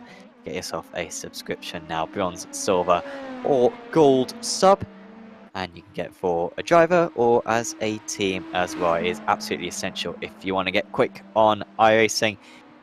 We tune back in with this battle. Cheyenne still in 6th position, falling off the back of Turoshki. Weitzel is nearly past here. He is absolutely rapid. Krosny trying to catch back up to these drivers as well, is a second lap faster. But you see in the slipstream, there's just so little effect in these LMDH cars. And then you get to the corners, and it's just all aero wash. In terms of a race car, dare I say this is one of the worst cars in the game, but it does make overtaking tricky. It does, you know, add an extra element to it at least. Yeah, it does. And that's the thing, you know, you have to you have to consider that when you are one of the LMP2 drivers. You have to think about how the car in front of you is going to affect you. You have to think about it in the LMDHs as well. You've just got to always have your wits about you in races like this. It's not just a touring car or GT car sprint to the flag where, you know, you can lean on each other a bit, have a bit of contact here and there, and suddenly just dive down the inside and throw one against your opponents. You know, you have to. It's all about self-preservation, isn't it, really, in these sorts of races? The survival. We've seen Jack Wells, you know, he's the prime example of survival for tonight, isn't he? The fact that he's got through this race as cleanly as he has and managed to just get the lead in his class with 16 places gained. Marcel Vandenberg's having a belter, I must say. He's gained 21 spots in this race. Very, very impressive. And after starting right near the back of the field, down in 26th outright, I'm sure he'll be really happy to finish top 5 and get some more important championship points. Coming into this race meeting, though, he was down in 9th in the standings. He scored a 10th place finish, 11th, 6th and 12th. So this is actually going to be his best finish of the season so far, Sam, and a great time to do it. Yeah, that was all after a qualifying ban. So, yeah, a really amazing performance from him tonight. Weitzel got so close to the back of Cheyenne. We couldn't do anything about it. Krosny continuing. Is he going to take... How much time is he going to take out this time? It's another 0.8 of a second. He'll be nearly there as Weitzel very wide. Whoa. And he was fortunate not to slide across there. Just, yeah. I think, dare I say, these guys may stay all the same. And it really does show you need a big delta around this track in these cars in order to make a move, because Turoshki, I don't think, is as fast as these cars, but he is keeping them behind. Marcel Vandenberg, you were talking about him before. He did have an awful lap that last time out, 4 seconds slower, but I think it was just a mistake in the first sector which cost him. Wells is catching up to him as think we have a replay of that, and well, I think we've got a trilogy. But this time, actually, oh no, it's not at turn 1. But something's actually going to happen this time on one of the incidents that I call out, and it was just going too deep into turn 1, and maybe the tyres getting a little bit old. I believe everyone changed tyres at their pit stop, but yeah, still aging as this second stint of the race goes on. Yeah, and that's the thing, even with the darkness as well, you can say that you've learned your braking points, exactly where you need to be and when on the circuit, but at the same time, it's still very easy to misjudge something because of the darkness as Kevin Chyon and Alexander Weitzel continue this epic battle. What a lovely cutback that is by Kevin Chyon. Puts himself on the inside now, down the back straight, slots back in front of the car that is chasing them. It's not Kevin Crosney, but there is another car in there. I think it's Sasha Engelhardt that's in this battle with them in the Dutch Payment esports machine. Obviously doesn't want to get involved because it's not for position. Back on board with Kevin Chyon. Round the final corner we go. So many different lines to take round there, and you can see how he's trying to make it work now, getting the wider line on the way in and get a cutback on the exit. But all in all, they end up very even down the start-finish straight. Shows his lights down the inside at least. A bit of sparks off the wall there from Weitzel. But Weitzel seems to have this under control. You can often tell, can't you, Sam, from this sort of angle, the car in front's body language. You can usually see whether they are bothered or affected by the car that's trying to overtake them behind.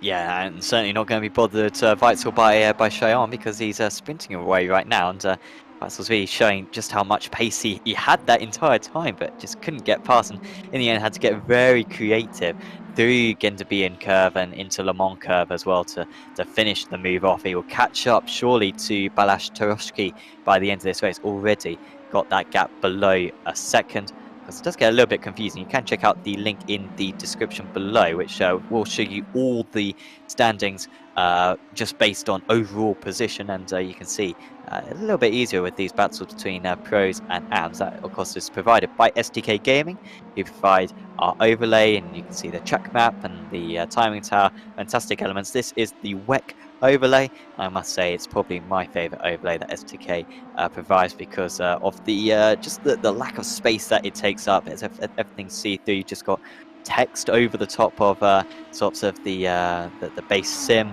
and it really does make an absolutely fantastic image. But of course there are others, the Formula 3.5 overlay, for example, and the F1 overlay as well from 2017, all available through SDK Gaming, providing live timing and of course a fantastic HUD for whilst you are racing as well. So do check out sdk-gaming.co.uk in order to get yourself a subscription.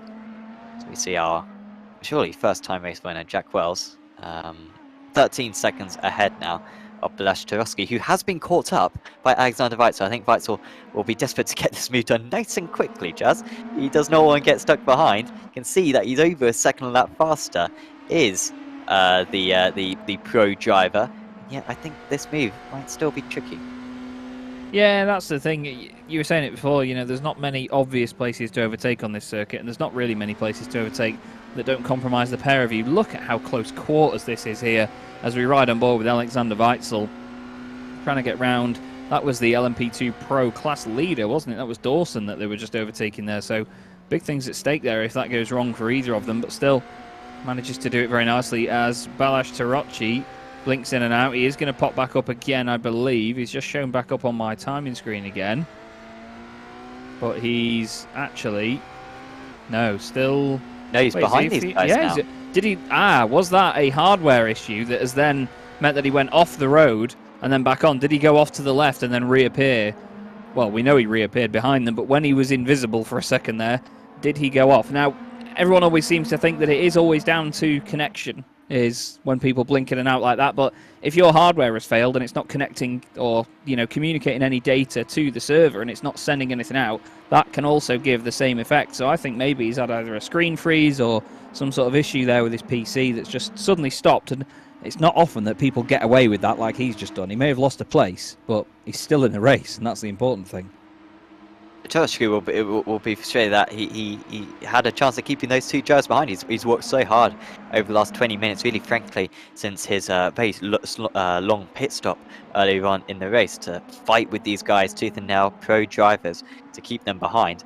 And then, equipment issue as you identify, letting him down right there. Sven Newman's had to come into the pits very late on in the race.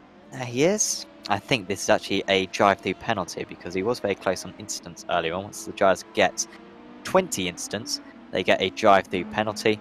And so with a very little remaining, in fact, it means that he's actually going to do one less lap. I don't want to say that he shouldn't have served the penalty, but actually shouldn't have served the penalty. He should have just stayed out there and not serve it, get another lap in the books, and then whatever penalty iRacing gives you, it can't be anything because you completed an extra lap compared to what you otherwise would have done.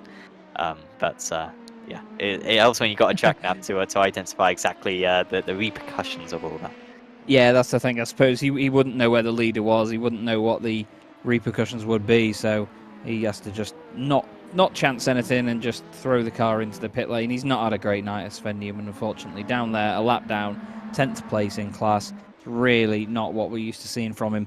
Kevin Crosney's having all of everything thrown at him tonight in this race. He's been in so many different scenarios, so many battles, all the way up and down the order. He's fighting right now with Balazs Tarocci. He tries to go through down the inside. Does he make it work? Two different lines around there working in unison. And as you see, Crosney stays in front. The timer has hit 1 hour and 15 minutes now, Sam, and our race leader is coming down the back straight. One more time. He's got cars in front of him, but he's not going to mind at all. And I think the guys in front will probably get out of the way, knowing that they don't have to then do an extra lap, and that seals their positions where they are. But here comes our race winner, Sam. What a performance this has been. Yeah, we were expecting big things from Robin Graham, and he has fully delivered. And Pure Sims Esports are back on top in the Apex Racing League Prototype Championship. Robin Graham wins at Sebring. Top of the LMP2 AMS, it's going to be Harley Smith, who takes a big step to the title. He's going to have a healthy lead going into the final 4 rounds of the championship. Great results from the 445 machine. The next across the line, well, I think Jack Wells and Andy Dawson are going to come across similar time. I think it'll be Wells actually next, however.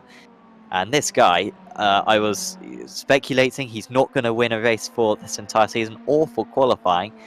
And yet, with other drivers falling off the track, and to be fair, some fantastic race pace from Jack as the race has progressed, as Paul King finishes in 2nd place in the AMS. He is going to be able to take the race win, Jack Wells, for Beast Racing, and going into the final 4 rounds of the championship, going to have a 40 point advantage even. Well, the 282, he wins here at Sebring, and it just leaves our other debutant, Andy Dawson, for the LMP2 Pros to cross the line. Yeah, what a fantastic night for the debutants. Amazing stuff. Both in the pro classes taking the wins as well. And Andy Dawson for Race Clutch rounds the final corner. He's probably going to give it a flash of the lights. What a great drive that is. Race Clutch on top here at Sebring under lights. And Andy Dawson gets it done over Bogdan Moldovan. And there is Fabio Grassetto taking 3rd in the LMDH AMS. Moldovan and Meyer 2nd and 3rd. Anders Meyer, you could argue, had that race under control in the early stages, but then eventually just after that little mistake, it dropped off for him. Dawson made it work, and all of a sudden the race was thrown on its head. Great race. And Moldovan, another pretty much perfect drive there from Moldovan, and he's edging ever so slightly. He's carving away, scraping away the points advantage. It'll be a comfortable 2nd place in the championship now for Moldovan. The gap going into this round was 27 points. I think he'll be down to about 24 now. So, and of course, we'll apply the drop scores as well after this round, which will drop Moldovan's 7th place finish. So it'll be fairly close between those two. Moldovan really trying hard in these last couple of rounds to bring himself back into contention. And there are the results. Graham up top, Sticks extending his championship lead. Tiago Marto with another recovery drive, but he does need to start delivering those race wins from this point on in the season in order to take the championship, as we see our race winner into the wall. Then it was Kevin Duguay with another consistent result, Marcel van den Berg with another consistent result, Jack Wells 6th place from 22nd on the grid overall, ahead of Alexander Weitzel, Kevin Cheyenne, Kevin Crosney. I think the two Kevins started on the same row of the grid as well, could not be separated. Balazs Tarocci in 10th place in the LMDH overall. Then it was Fabio Grassetto who had a great chance at winning the category. Mark Zudov, Johnny Gebhard, Noah Chia, Sven Newman, Clement Marie, Soren Kroll, and Cecil Engelhardt, top of the LMP2 pros was Andy Dawson, ahead of Bogdan Moldovan. Championship leader Anders Meyer rounds out the podium. Then it's Alexander Delachaz, Justin Adekonis, Oliver Newby, who did manage to beat out Harley Smith. Those two were very close throughout the race. Alok Iyengo is the rogue LMDH and all of that. Then it's Sam Coleman, David Sampson, Paul King, Luis Araya, Sutinu Maihe, Emmanuel Gachea, Paul Joseph Clist, Rory O'Shea, Guillaume Kempfer. Lockie Brown was a retiree, so too was Kempfer, to be fair, but Kempfer, Brown, Boberg, Zijeveld, Kustas, Kittelman, and Sapini, who lets us know in the Discord actually that he had a hardware issue or a connection issue where all the cars ahead of him on the start disappeared. And so he just put his foot down, not realizing that there are other cars, and that is why he soon retired afterwards, because after seeing the mess that was caused, did not have confidence in his system. So it was odd, because of course he has been a very safe driver so far this season, Sapini, taken part in all the rounds and had no issues on the starts. But that does explain the issues that took place, which unfortunately wiped out a fair few LMDH drivers from the start of this race. But we will have an interview with one or two of our drivers. First up, we will have a chat with Bogdan Moldovan, who joins us in the commentary box now. Bogdan, congratulations up there. It's not a race win like we saw last time out, but to beat Anders once again, it must feel very satisfying. Yes, especially after having such a clean battle and very hard racing, but fair racing and very clean, so it was very nice. Indeed, I'm closing the gap and hoping for the future rounds it goes this well, but you never know, so I'm gonna try to do my best I can. Definitely. How was sort of the pace from yourself and Anders, and then also Andy out there tonight? Because it seemed like in the early stages Anders had a lot of pace, you were maybe dropping off slightly, but as the race went on it seemed to come to yourself a little bit more. I mean, can you explain that at all? Yes, I was fuel saving to try to do an overcut, because here it's very hard to overtake, especially with the dirty air. So from the start I saw that Anders had a very similar pace with me, and I said okay, to try and fuel save with the help of the slipstream and try to do an overcut, which worked quite well in the end. And talk us through the battle as well that you had with Anders. You were side by side for must have been a good half lap. It seems like you guys have a lot of respect for one another. Yes, I think this is because also we both have so much experience, I think, and it's especially at this high level it was very. It felt like an eternity for me, because it was very. I didn't know if I could overtake and close the gap. I mean, to get back to my racing line. So I was checking my mirrors, leaving at least one car length, at least to the left or right. So yeah, it was very intense.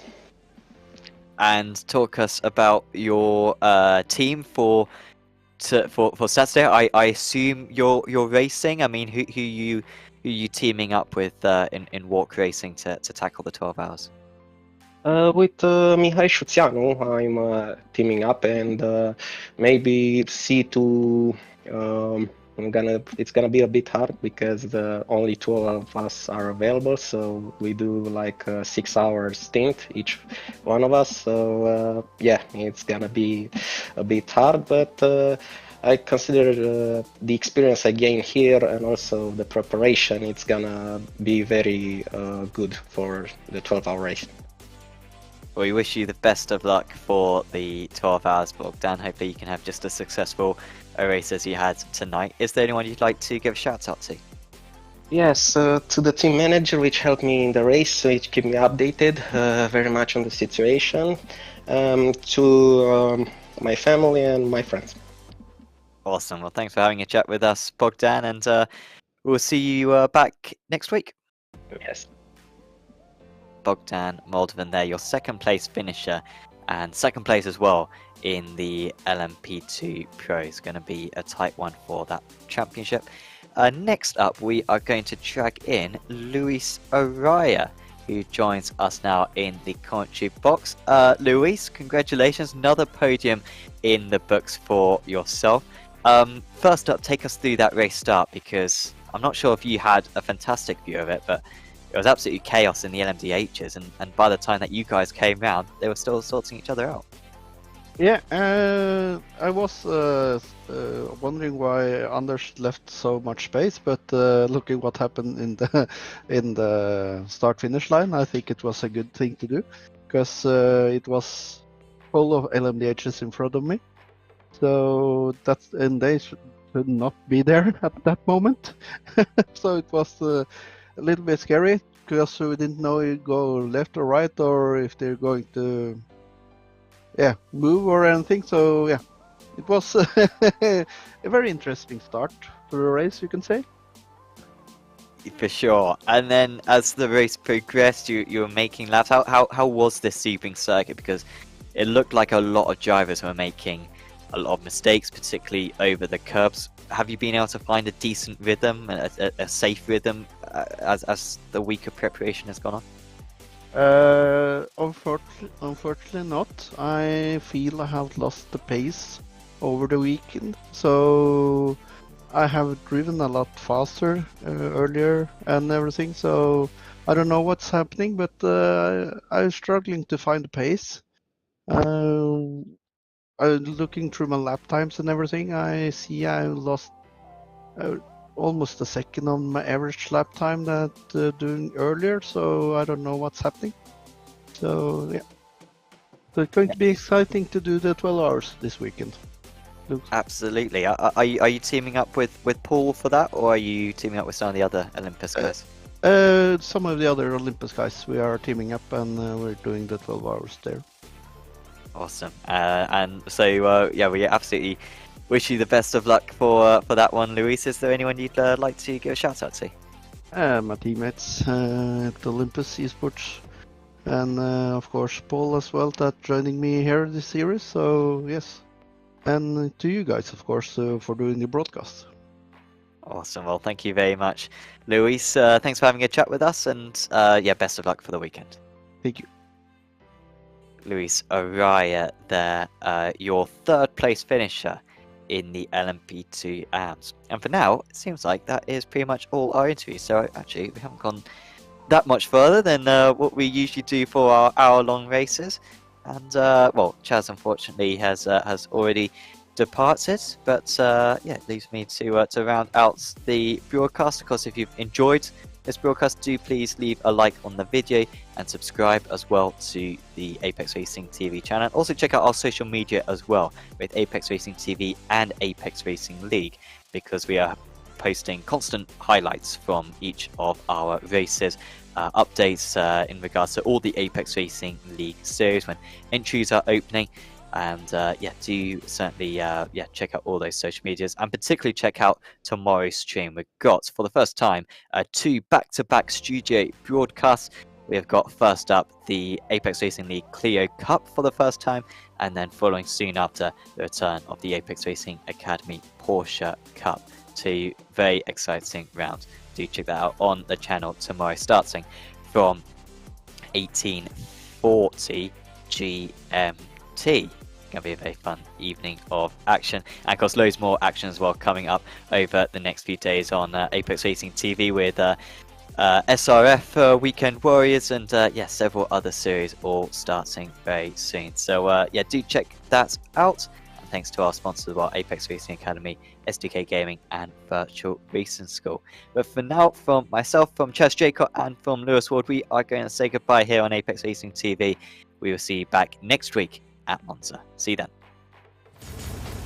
Are you struggling for consistency in your sim racing? Does your iRating look like a roller coaster? If so, we have good news for you. The way to get more consistent is to first understand what you're doing differently than the professionals. And VRS is the answer. With our competitive subscription, you will have the telemetry, setups, tutorials, and everything else you need to fully analyze your driving. Our data packs and the ability to compare your driving with the best in the world will show you exactly where to adjust your inputs, change your driving line, and shave seconds off of your lap times. And our powerful and precise Direct Force Pro wheelbase and precision pedals are being used by some of the world's best drivers. All these champions agree that VRS hardware is not just the best on the market, it's also priced well below the competition. So if you're looking to upgrade to direct drive and the best pedals in sim racing, VRS is your answer. If you want to get better, get faster, and make it happen sooner rather than later, you owe it to yourself to find out why so many people are switching to VRS. You'll be so glad that you did. Visit www.virtualracingschool.com and learn why the best use VRS.